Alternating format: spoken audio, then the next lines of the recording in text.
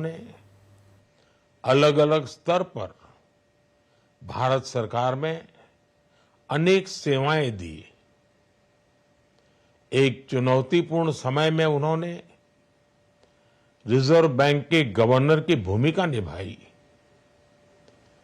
पूर्व प्रधानमंत्री भारत रत्न श्री पीवी नरसिम्हा राव जी की सरकार के वित्त मंत्री रहते हुए उन्होंने वित्तीय संकट से घिरे देश को एक नई अर्थव्यवस्था के मार्ग पर प्रशस्त किया।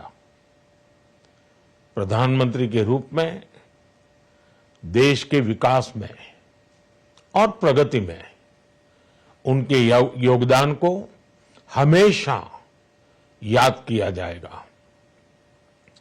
जनता के प्रति, देश के विकास के प्रति उनका जो कमिटमेंट था उसे हमेशा बहुत सम्मान से देखा जाएगा।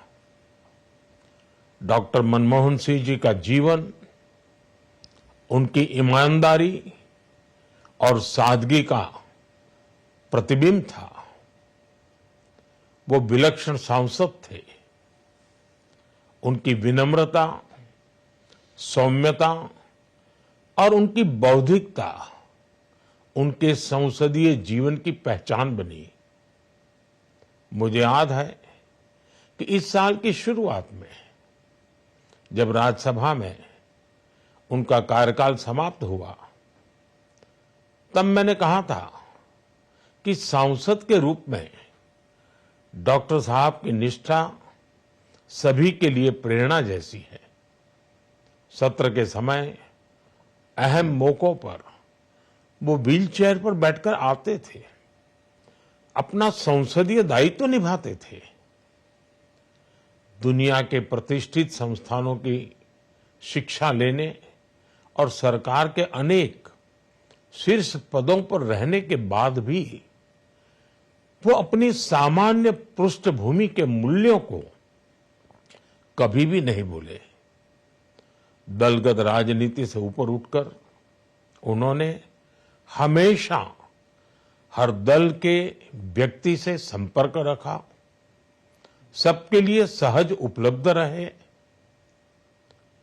जब मैं मुख्यमंत्री था तब डॉक्टर मनमोहन सिंह जी के साथ राष्ट्रीय और अंतर्राष्ट्रीय अनेक विषयों पर उनसे खुले मन से चर्चाएं होती थी। यहां दिल्ली आने के बाद भी मेरी उनसे समय समय पर बात होती थी, मुलाकात होती थी। मुझे उनसे हुई मुलाकातें, देश को लेकर हुई चर्चाएं हमेशा याद रहेगी। अभी जब उनका जन्मदिन था तब भी मैंने उनसे बात की थी। आज इस कठिन घड़ी में मैं उनके परिवार के प्रति अपनी संवेदनाएं व्यक्त करता हूं। मैं डॉक्टर मनमोहन सिंह जी को सभी देशवासियों की तरफ से श्रद्धांजलि अर्पित करता हूं।